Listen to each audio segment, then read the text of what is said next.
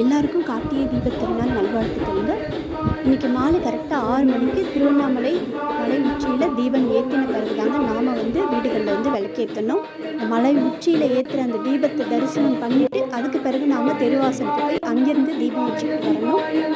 தீபம் 27 எண்ணிக்கையில் ஏற்றணும்பாங்க. 27 எண்ணிக்கை கட்டாயமாக ஏற்றணும்னா கிடையாது.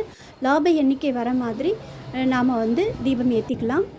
முதல்ல தெருவாசல்லேருந்து ஆரம்பிக்கணும்.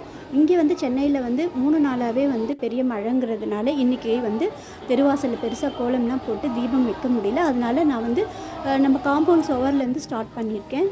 அங்கே 2 வச்சுட்டு கிணத்தடிக்கு 1 வச்சுட்டு பிறகு நிலவாசல் படிக்கு கீழே படி நமக்கு வரும். அங்கே வரிசையாக வச்சுட்டு நிலைவாசலுக்கு 2 தீபம் நம்ம எப்பவுமே ஏற்றுற தீபம் வச்சுட்டு கோலத்தில் ஒரு 5 தீபம் வச்சுருக்கேன்.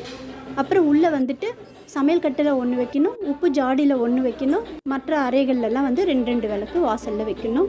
உப்பு தீபம் ஏற்றுறவங்க ஏற்றாதவங்கன்னு யாராக இருந்தாலுமே இந்த கார்த்திகை தீபம் அன்னைக்கு உப்புக்கு மேலே ஒரு விளக்கு கண்டிப்பாக ஏற்றணும். எல்லாமே ஏற்றி முடிச்சுட்டு நம்ம பூஜை அறையில் இருக்கிற விளக்குகள்லாம் ஏற்றிட்டு புதுசாக வாங்கின 2 மண்ணகலில் பூஜை அறையில் ஏற்றணும். இது வருஷம் எல்லா விளக்கும் மாற்றணும்னு கிடையாது. பூஜை அறைக்கு மட்டும் 2 புது விளக்கு வாங்கி வருஷம் மாற்றி வைக்கணும். நாம் நம்ம வீட்டில் நிவேதனம் கார்த்திகை பொரியும் உட்காரையும் பண்ணி நிவேதனம் பண்ணிவிட்டு தீபாரதனையும் காட்டியாச்சு. நல்ல மாதிரி கார்த்திகை தீபத் திருவிழாவை நாம் வழிபாடு செஞ்சாச்சு.